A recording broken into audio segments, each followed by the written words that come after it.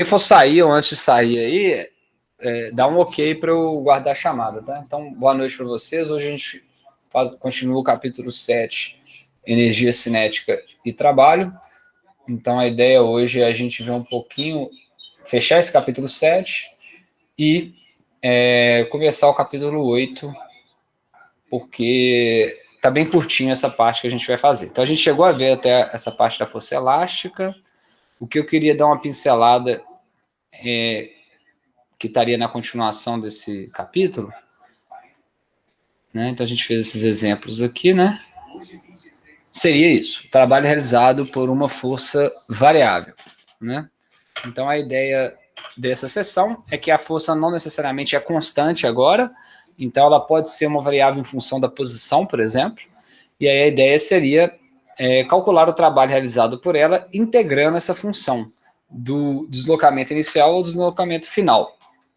Também aprender através de uma curva de força aplicada, em função da posição, calcular o trabalho através da área abaixo da curva, também levando em conta a posição inicial e final. Aplicar o teorema trabalho-energia cinética a uma força variável e converter um gráfico de aceleração em função da posição em um gráfico de força em função da posição. Basicamente não tem muito mistério não, né? Que é multiplicar pela massa, né? Aí você vai ter a força. Não sei se é... Então a ideia desse capítulo é trabalhar com forças de qualquer expressão, né? Então a gente começa com um exemplo unidimensional. A gente está interessado em integrar, né? Nesse caso, uma força variável. Então aqui a gente tem, por exemplo, um diagrama de força que atuou num certo corpo ao longo de um deslocamento, e aqui eu teria a posição inicial e final. O trabalho, como eu comentei, é a área abaixo da curva. A gente chegou a demonstrar isso para o sistema massa-mola, né? Onde a curva da função da função da força, ela é constante em relação a x. Então a gente calculou a área do triângulo, e também fizemos pelo método da integral.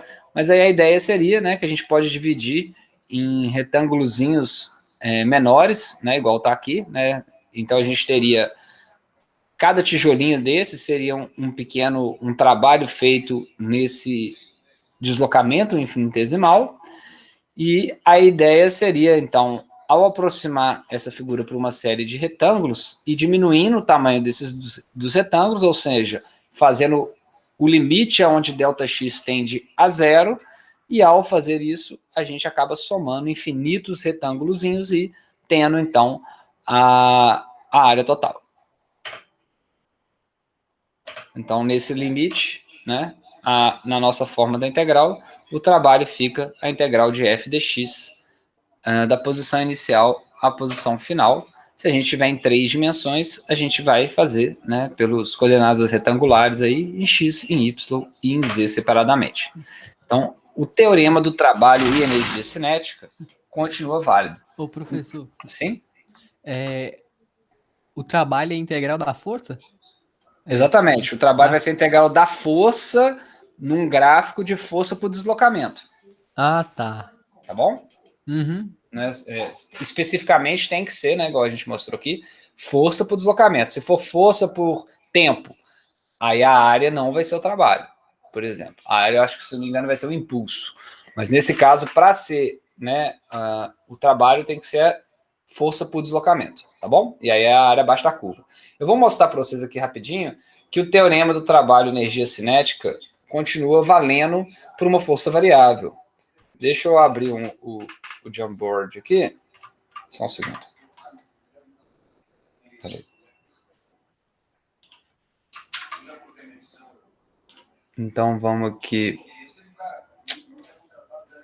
É uma dedução rápida, mas é interessante fazer. No livro pode ser que eu acho que tenha ela.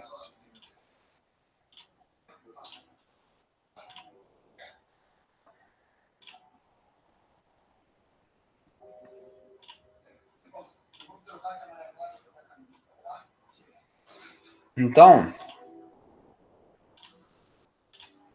a ideia seria mostrar, né? Deixa eu abrir, foi 2 aqui. Peraí. A ideia seria mostrar, então, que o trabalho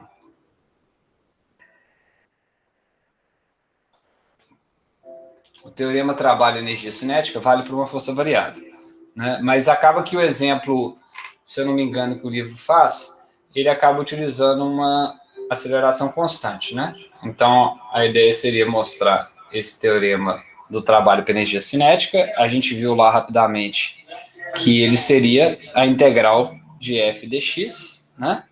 Se essa força, por exemplo, né, tiver ao longo de um deslocamento na direção x, e integrado geralmente de uma posição inicial até uma posição final. Mas a gente pode fazer dessa forma. Então, pela segunda lei de Newton, né, F seria igual a m a x, né? E nós poderíamos descrever a nossa aceleração de x como sendo a derivada da velocidade em relação ao tempo, né? Então, nós teríamos, ao substituir... Então, aqui a gente não está forçando que A seja constante, né? A pode variar de acordo com como que a velocidade varia no tempo.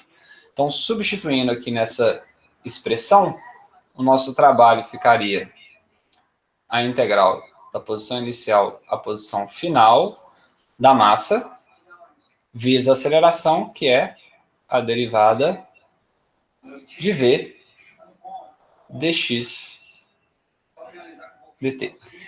É lógico que não é necessariamente dessa forma que é feita, né? A gente pode pegar esse termo dx dt, você teria que aplicar aqui a regra da cadeia, né? Derivada de dv dx dt, mas a gente pode reescrever isso daqui diretamente, né?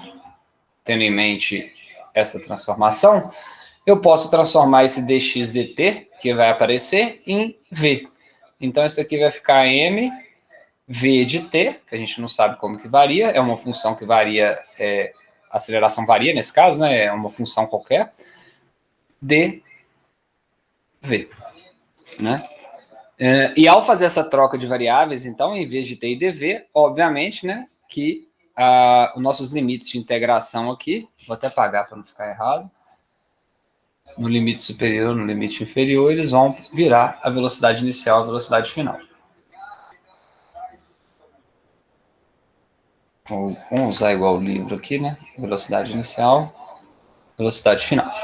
Então, aqui já deu para ver que o m sai da nossa integral. Integral de v dv é v ao quadrado sobre 2. Então, a gente vai ter v ao quadrado sobre 2. Velocidade final é a velocidade inicial. Isso daqui vai dar meio de mv final ao quadrado menos meio de mv inicial ao quadrado, ou a variação da nossa energia cinética. Então, a gente mostra que o trabalho é igual à variação da energia cinética, ou daqui, né, a gente tirou que a energia cinética final é igual ao trabalho mais a energia cinética inicial, para uma força variável, né? Então, aqui seria mais ou menos o truque para você transformar, né, uma integral, um gráfico de área para um gráfico de força, por exemplo, né? E a ideia é de que, quando você está integrando f dx, f está no seu eixo vertical, x no seu eixo horizontal, você está calculando a área abaixo da curva. Então, voltando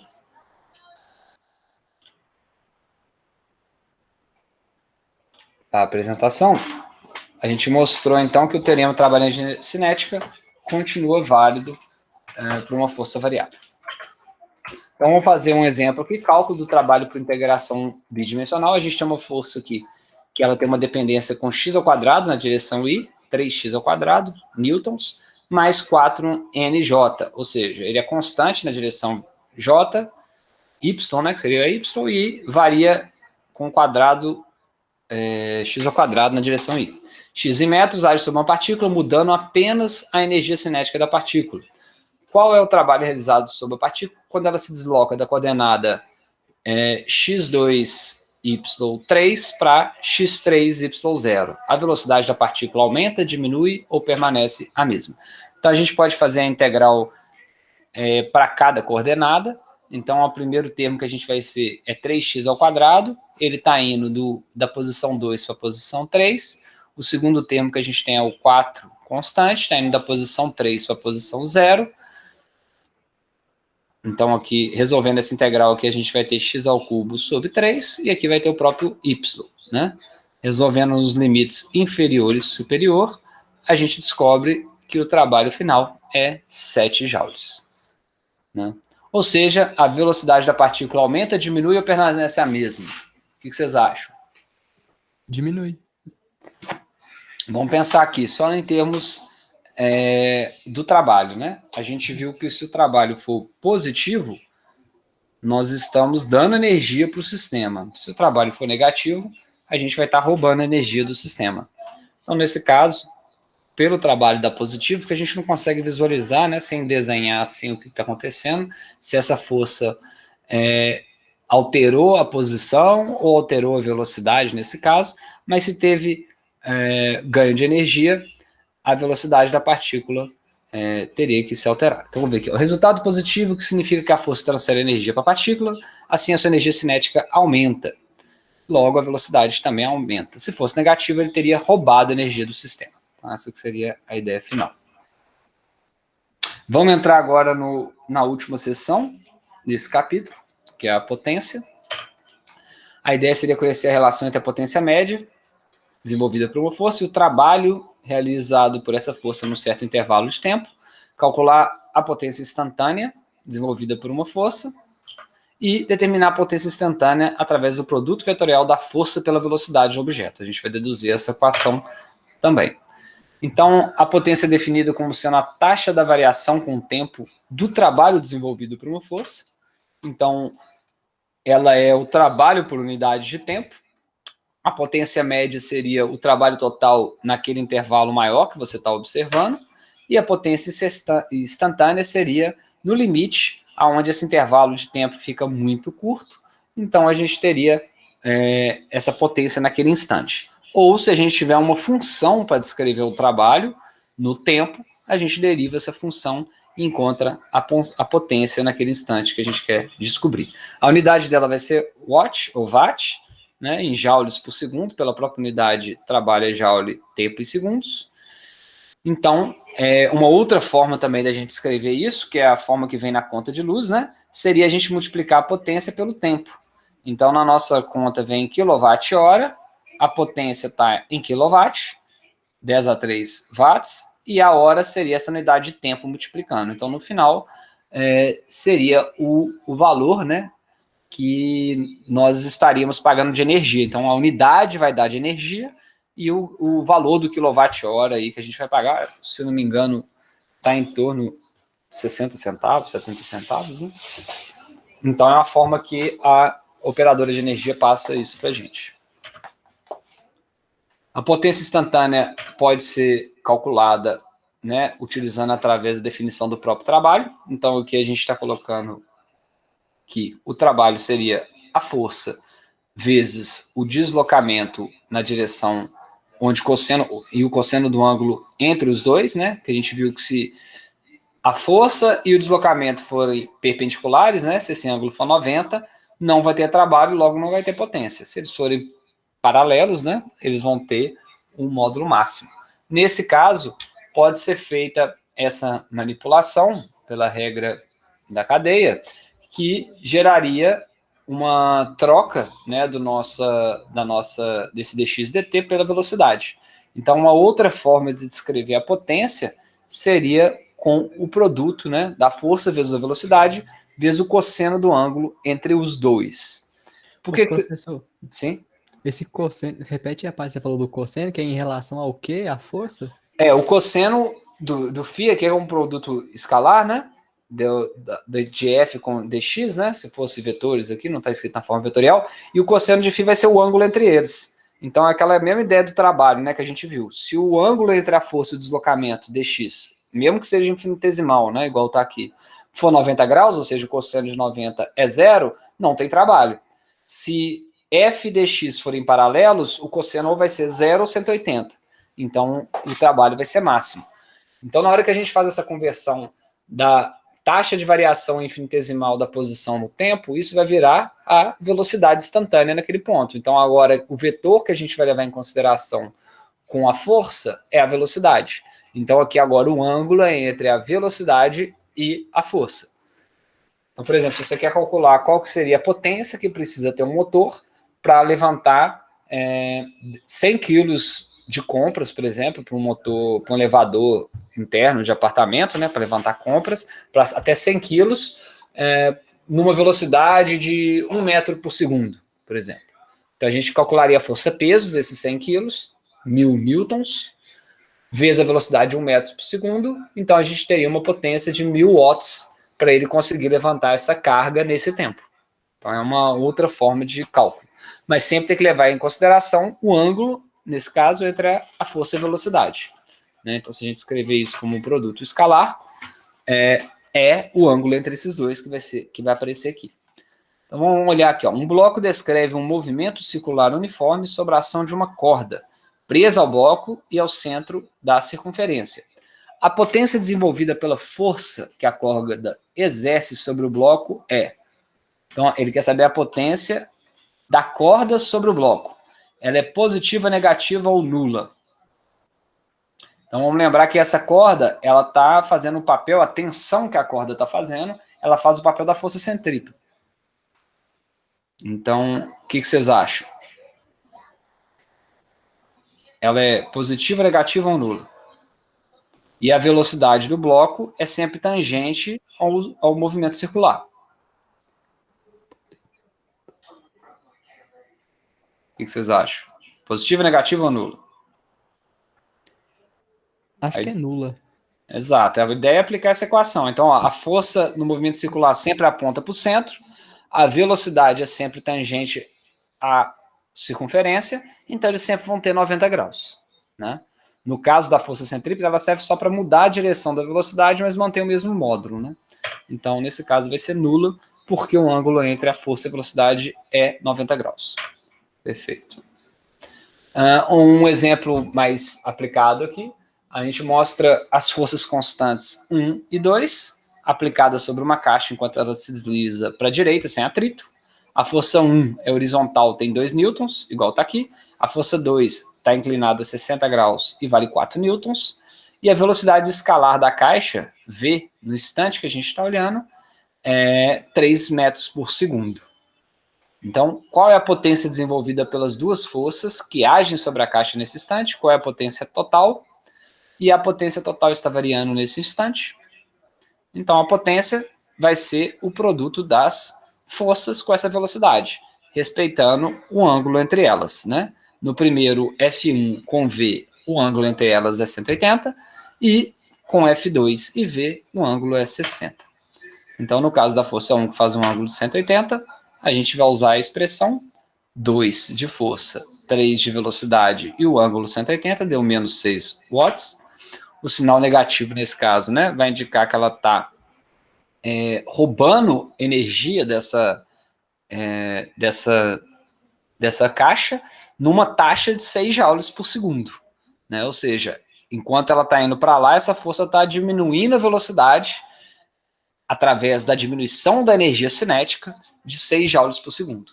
No caso da força 2, que faz um ângulo de 60 graus, a gente vai ter uma potência de 6 watts. Lembrando que o cosseno de 60 está pegando só a componente horizontal, ou seja, a componente vertical aqui não realiza trabalho nem potência. E essa componente, sim, realiza trabalho e potência na mesma taxa que F1 está roubando. Então, qual que seria a potência total? 0. Então, esse corpo, se as duas forças se mantiverem assim, nessa posição e constante, ele vai ficar sempre mantendo essa velocidade de 3 metros por segundo. Esse freia e esse acelera, dando no final um rouba 6 joules por segundo, o outro dá 6 joules por segundo de energia cinética. Então, resumo desse capítulo, a gente viu a definição da energia cinética, vimos o trabalho para uma força constante e como que ela depende do ângulo entre a força e o deslocamento. Vimos que o trabalho total pode ser a soma dos trabalhos individuais ou calculado através da força resultante. O trabalho vai ser essa transferência de energia de um corpo para o outro, podendo ser positivo ou negativo. Positivo, o corpo está ganhando energia, em geral, pode ser transformada, nesse capítulo, em energia de movimento. No capítulo seguinte, esse trabalho pode ser transformado em energia potencial gravitacional, que tem a ver com a posição, já não tem a ver com o movimento. E o sinal negativo significa que ele está roubando energia, que pode ser tanto a energia cinética desse capítulo, como a potencial que a gente vai estudar. Trabalho de energia cinética foi o teorema que a gente viu. Ele se aplica tanto para forças constantes como para forças variáveis. A gente viu o trabalho feito pela força gravitacional, ou seja, já tem uma cara de energia potencial gravitacional, então a gente já consegue dar um link entre como que vai ser a relação entre o trabalho e a energia potencial gravitacional, que é o tema do próximo capítulo, e o trabalho realizado para levantar ou abaixar um objeto. Vimos também a força elástica, pela lei de Hooke, que ela tem uma dependência, uma força restauradora, com a constante elástica, que é diretamente proporcional à deformação, à força que a mola faz para voltar para o ponto de equilíbrio. A gente viu que para uma posição inicial de equilíbrio, o trabalho feito por uma mola é meio de kx2.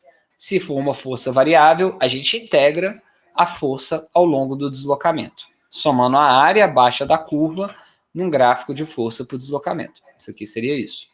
A potência, que é a taxa com que a força realiza trabalho, a gente pode ter uma potência média ou instantânea, dependendo se esse trabalho é constante ou não, ou se você quer saber o trabalho em algum instante, e se a gente pode reescrever a potência em termos da velocidade do objeto, em vez de ser em termos desse deslocamento com a taxa.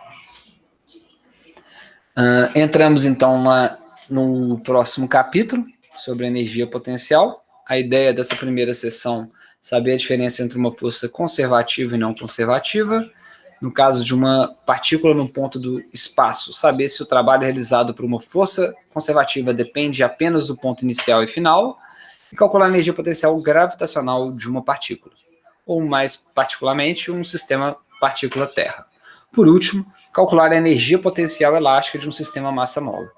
Então, a mesma energia que a gente viu, né, a transformação trabalho-energia cinética, onde o trabalho foi feito por uma força gravitacional e feito por uma força elástica, a gente vai ver como que ela vai se correlacionar com a energia potencial gravitacional e elástica. Então, energia potencial está sempre associada à posição ou à configuração de um sistema de objetos que exercem forças uns sobre os outros. Por que está geral aqui potencial? Porque nós vamos ter, de acordo com as forças que estão integrando, como são essas forças, né? Não sei se vocês já tiveram uma noção disso, mas a gente tem algumas forças universais que se chamam, né? Então a gente tem a força gravitacional, a força eletromagnética, temos as forças nucleares forte e fraca, e recentemente eles descobriram mais uma força. Eu estou na dúvida que o nome dela eu esqueci. Então, a energia potencial ela vai se relacionar com a energia potencial gravitacional, elástica e, por exemplo, energia elétrica, eletromagnética. E todas elas, essa energia potencial vai depender da posição de dois corpos. No caso da energia potencial gravitacional, assim como a energia potencial elétrica, a gente vê que essa energia cai com o quadrado da distância. Ela é diretamente proporcional à massa na energia gravitacional e é diretamente proporcional à carga na energia potencial elétrica. Só que a gente chegou a discutir isso em alguma aula, né? No caso do nosso sistema Terra, pessoas em cima da superfície da Terra, a massa da Terra é muito maior do que a nossa massa e o raio da Terra é praticamente constante para qualquer variação pequena na superfície. Então, a gente transforma essa força da gravitação universal na força-peso, onde a gravidade seria essas constantes, gravitação universal, massa da Terra, dividido pelo raio da Terra ao quadrado. Então, a energia potencial depende dessas posições entre os objetos, né? Por exemplo, a Terra em um bump jump, a energia potencial gravitacional vai ser responsável por aumentar a velocidade do atleta durante o salto. A elástica é responsável pela diminuição da velocidade do atleta no final do salto, porque Geralmente se usa uma corda elástica, na hora que a corda se estendeu, né, do que seria a posição de equilíbrio dela, ela começa a aumentar, deformar o tamanho, porque ela é elástica, e ao deformar ela absorve a energia do movimento. Então a energia potencial elástica, assim como a gravitacional, pode aumentar ou diminuir uma velocidade. Esse é um caso onde a potencial aumentou a velocidade e a elástica diminuiu. Então, uma forma, né, de armazenar energia é através da energia potencial. Como é que a gente armazena, por exemplo, energia para uma hidrelétrica? A gente faz uma barragem, coloca o nível da água mais alto do que o nível da continuação do rio, né, da represa mais alta do que o nível padrão que se anda. Então a gente tem um acúmulo de energia potencial gravitacional naquela massa de água. Ao abrir as comportas, elas vão se transformar em energia cinética, vão mover uma turbina, essa turbina vai gerar energia elétrica através da lei de Lenz, né, da oscilação de um ímã em torno de um fio. Né? No caso da mola é a mesma coisa, né? Aquelas arminhas de pressão, você arma a arminha, você puxa fazendo com que a mola seja comprimida e armazene uma energia potencial elástica ali dentro dela. Na hora que você aperta o gatilho, essa energia potencial elástica armazenada vira energia de movimento. Então, a gente tem uma correlação entre o trabalho e a energia potencial, que é a variação da energia potencial é igual a menos o trabalho. Então, por isso, né, que quando a gente estava calculando o teorema trabalho-energia cinética, nós chegamos nas expressões para a energia potencial. Elas eram um trabalho feito pela força gravitacional e o trabalho feito pela força elástica. Eles vão ter a mesma equação para a energia potencial ou gravitacional ou elástica. A diferença vai ser apenas o sinal e a gente vai entender por que tem que ter ele. Então, vamos imaginar o seguinte, né? Eu joguei uma ação para cima, no início, né, a força gravitacional está fazendo um trabalho negativo, porque a força gravitacional está para baixo, e o objeto está indo para cima. Então, a força gravitacional está roubando a energia do sistema. Na hora que ele está caindo, a força gravitacional está realizando trabalho positivo e dando energia para o sistema. A mesma coisa a mola, comprimiu, ganhou energia, estendeu, liberou essa energia. Vamos tentar ver isso através da equação. Deixa eu ver se ele vai mostrar. Não, não vai. Então, vamos tentar ver isso a partir dessa equação. Então, se o trabalho, vamos imaginar aqui, na hora que o corpo está subindo, o trabalho é negativo, não é isso? Feito pela força gravitacional. Se a gente joga um trabalho negativo nessa expressão, com um sinal negativo, ele vai ficar positivo. Quer dizer que ele teve um ganho de energia potencial gravitacional. Ou seja, a energia potencial gravitacional final, menos a inicial, deu um valor positivo. E realmente ele teve um ganho de energia gravitacional. Na mão dele, a energia gravitacional era zero, se essa aqui for a nossa referência. Na hora que ela chega no alto, a energia potencial gravitacional é máxima, um valor positivo. Beleza? Agora, quando ela estiver caindo. Então, quando ela estiver caindo, o trabalho é positivo. Se eu substituir um trabalho positivo aqui, eu tenho que meu trabalho vai dar um valor negativo. Então, eu tive uma diminuição da minha energia potencial gravitacional. Perfeito. Aqui, se eu tenho uma energia potencial gravitacional máxima e aqui é zero, zero que é a final menos a inicial, que era desse ponto, a nossa energia potencial gravitacional é negativa. Então, é por isso que tem esse sinal de menos. A gente pode fazer essa mesma correlação com o sistema massa-mola, né? Na hora que essa mola está sendo comprimida, então ela está vindo para essa direção, a mola está fazendo uma força para o sentido oposto. Então, essa força que a mola faz está realizando um trabalho negativo, beleza? Se o trabalho é negativo nessa situação, significa que a variação da energia potencial gravitacional é positiva, porque eu coloquei que um trabalho negativo, ele fica positivo. Então, está tendo um ganho de energia potencial elástica. Faz sentido isso? Faz. Por que eu estou tendo um ganho? Porque eu estou tendo um acúmulo de energia potencial elástica ao comprimir essa mola. Então, o sinal negativo é imprescindível para a gente entender se está tendo um ganho ou uma perda dessa energia potencial ou gravitacional ou elástica, que é a que a gente vai se manter nesse capítulo. Ô, professor, Sim? E se os dois corpos estiverem realizando trabalho? Tipo, duas cargas se atraindo ao mesmo tempo? Aí você sempre vai trabalhar com... Porque assim, ó, no caso, né, dois corpos se atraindo por uma força gravitacional. Uma força está fazendo um trabalho no corpo, a outra força está fazendo um trabalho nesse corpo, né? Então, se a força for a mesma, nesse caso, e o deslocamento for o mesmo, o trabalho vai ser o mesmo. Não entendi assim qual era o foco da pergunta. Não, tipo assim, tem dois corpos lá separados, eles estão se atraindo mutuamente. Aí a distância vai cair duas vezes mais rápido entre eles do que se um tivesse parado e o outro tivesse indo, né? Aí Uhum. isso vai mudar no trabalho? A Não. quantidade de coisa. Não, porque o trabalho só leva em conta o deslocamento, né? Ah, tá. Só vai, nesse caso, o deslocamento. Ele não cai com o quadrado do deslocamento. É porque o que eu falei com vocês que, nesse caso, que é o que pode ter gerado essa confusão, é que a força gravitacional, né, a força que atrai os corpos, cai com o quadrado da distância, né? Aí, a força vai cair de uma forma não linear, né, nesse caso, né? A variação dessa força. Mas aí, essa força não é diretamente proporcional a essa distância, ela vai cair com o quadrado dela. Mas o trabalho feito por essa força a cada instante é a força vezes o deslocamento, né? Fica um pouco mais complicado a gente enxergar, porque enquanto está tendo deslocamento, está alterando o valor da força, né? A Deu pra força, entender. né? Mas Valeu. você entendeu que assim, né, no caso, né, de um par aí de ação e reação, né? Esse atrai esse e esse atrai esse, o trabalho feito pelos dois vai ser igual, né? Sim. No primeiro momento. Alguns pontos importantes para a gente trabalhar com aquele sistema para essa equação valer, né? E a energia potencial ser menos o trabalho. O que a gente precisa ter? O sistema ser formado por dois ou mais objetos, uma força hábil sobre um objeto e o resto do sistema. Quando a configuração muda, a força realiza um trabalho que converte energia cinética em outra forma de energia.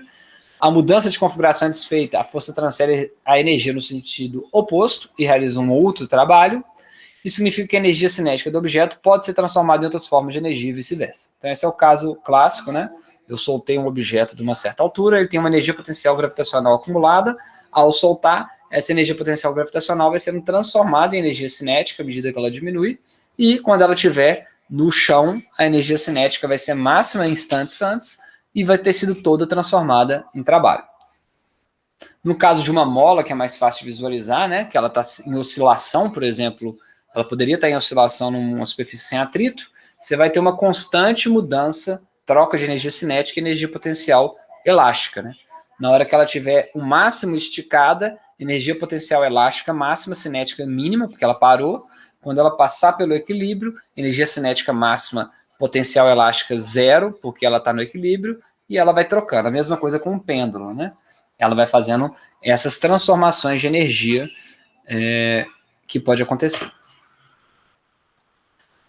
Então, então a gente vai entrar agora na definição das forças conservativas, são forças para as quais, né, vai existir a possibilidade desse sentido inverso. O que quer dizer isso? Né? Por exemplo, o atrito, se eu for numa direção, eu estou transformando, através do atrito, ele está fazendo um trabalho em transformar em calor.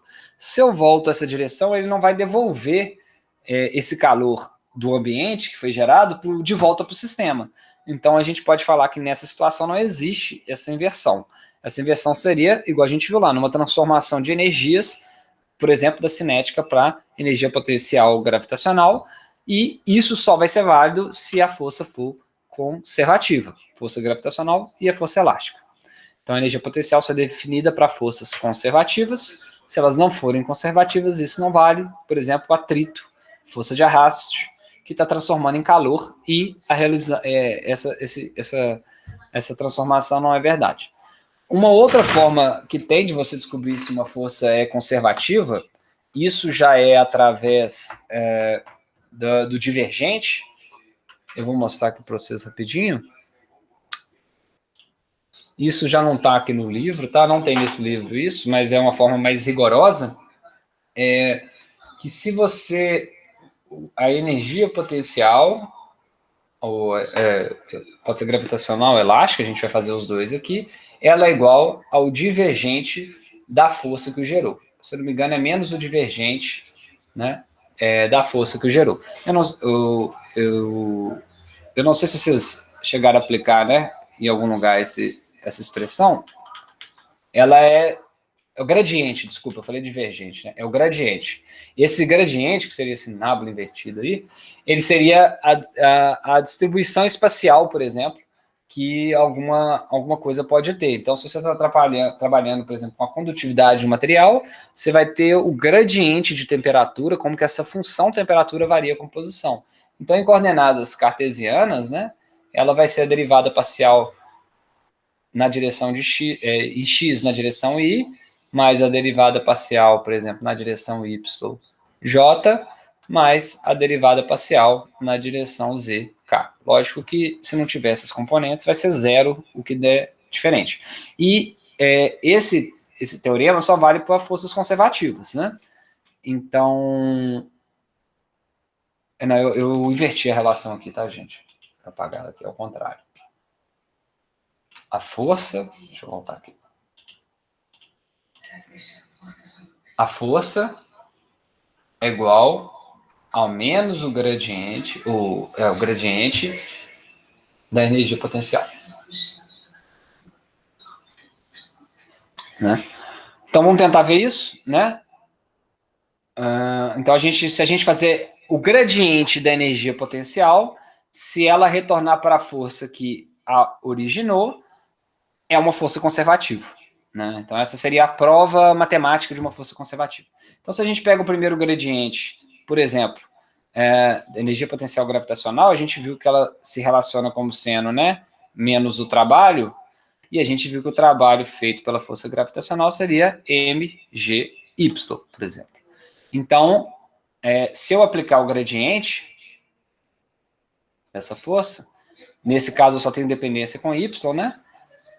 Eu estaria fazendo, né, a derivada parcial em relação a y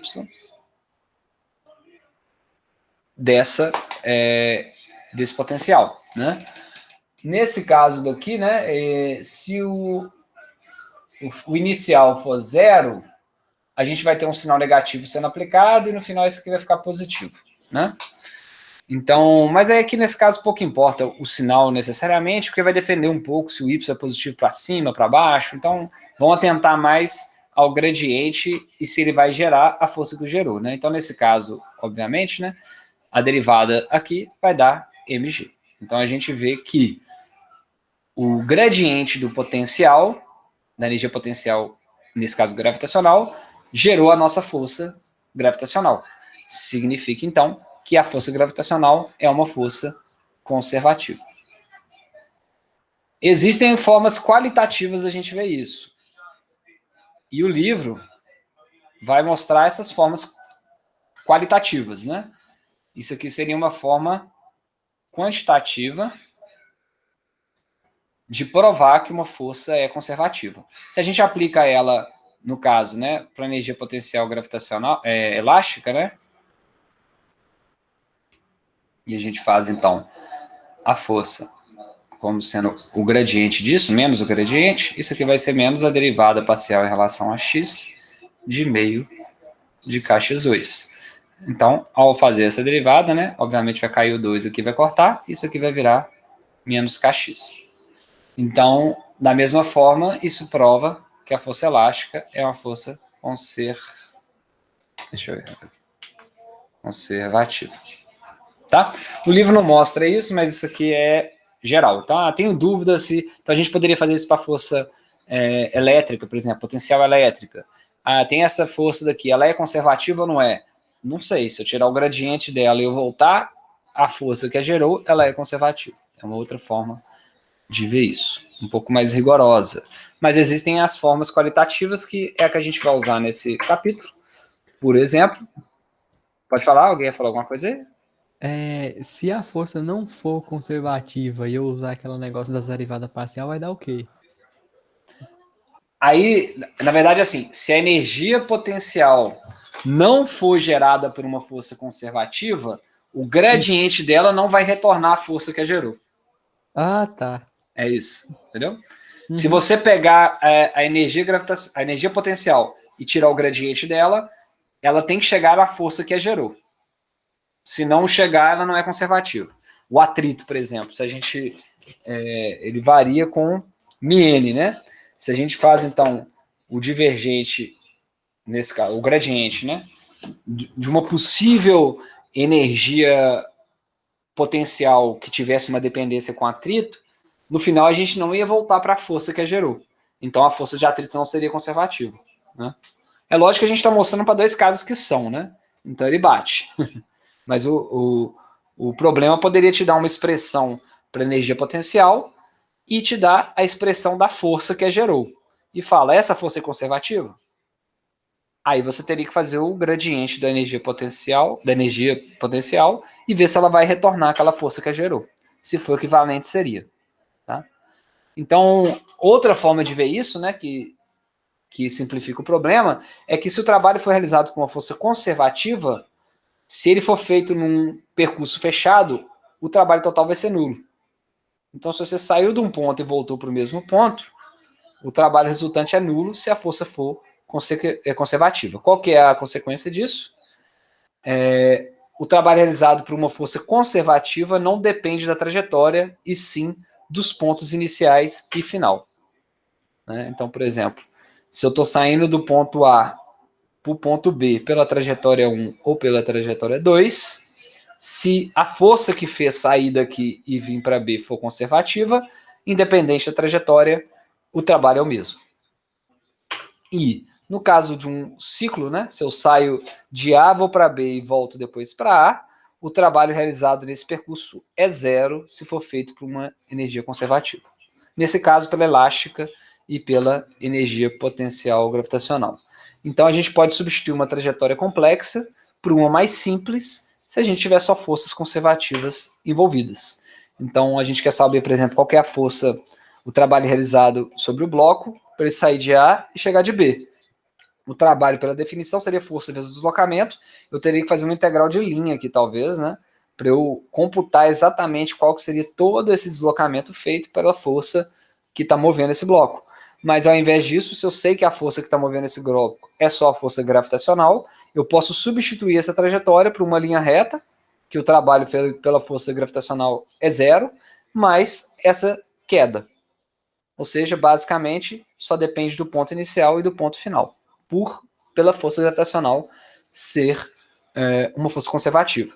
Entra nesse mesmo exemplo, né? Se você tivesse, em vez disso, uma escada, você está descendo uma escada, descendo um escorregador, ou você está pulando para uma altura diferente. O trabalho feito pela força-peso é o mesmo, independente dessas três trajetórias. Um teste. A figura mostra três trajetórias ligando os pontos A ao ponto B. Então, a gente tem aqui a trajetória 60 joules para cá, 60 joules para cá e menos 60 joules nesse caminho. Com base nessas informações, podemos afirmar que a força F é conservativa? É. Vamos ver, ó. Se for conservativa, para qualquer trajetória tem que ser nulo, né? Então, se eu sair de A, vim para B, deu 60. Sair de B, vim para A, deu 120. Então, não, nesse caso, né? É assim, é só para testar aquela parte do circuito fechado ser igual a zero. Se a gente fosse olhar só a parte externa, talvez seria, né? Só essa parte externa aqui, ó.